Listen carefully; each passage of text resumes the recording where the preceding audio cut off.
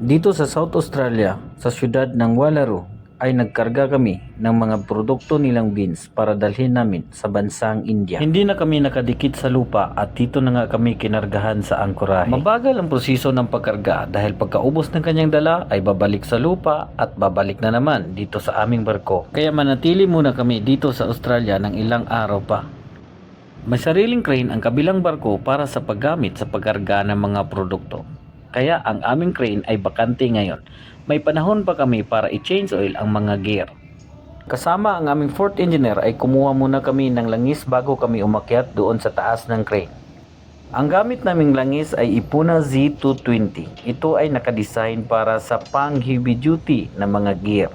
Gamit ang hand barrel pump ay mabilis mo itong malipat mula sa drum papunta sa mga lagayan. Umaabot ng higit kumulang 35 liters ang magagamit sa isang crane. Ang job order namin ay pangbuong isang araw, kaya dahan-dahan lang kaming naglakad. Ang tawag nito ay time management.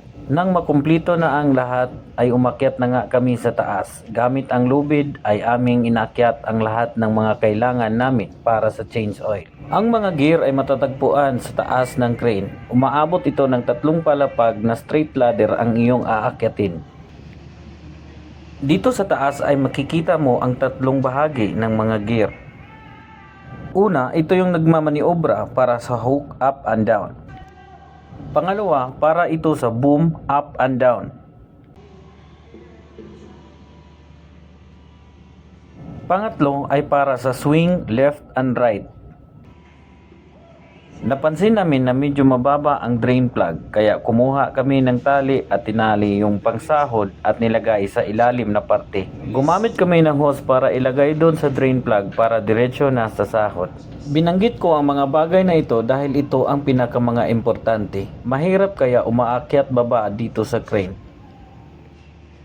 Nag-drain muna kami ng konti at kumuha kami ng mga sample ng used oil. Dahil makikita din dito sa analysis kung ano na ang kondisyon ng iyong makina. Pagkatapos kumuha ng sample ay nilagyan namin ng label at pangalan ang mga sample batter. Inumpisahan na rin namin i-drain ang iba pang mga gear. Pagkatapos i-drain ay lalagyan na namin ng panibagong oil.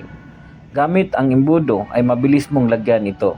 At dahil nga time management tayo ay pahinga muna para sa kape. Pagdating nga dito sa kapihan ay naabutan namin ang masarap na pandesal na luto ng aming chief cook. At iparis mo pa sa mainit na kape. Nako, wala talagang matigas na tinapay sa mainit na kape. Pagkatapos magkape ay tuloy pa rin ang pagre-refill namin ng bagong oil. Ang paglalagay ng oil ay dapat minomonitor ito. Hindi lagpas, hindi kulang. Nasa kalagitnaan lang ito ng sight glass.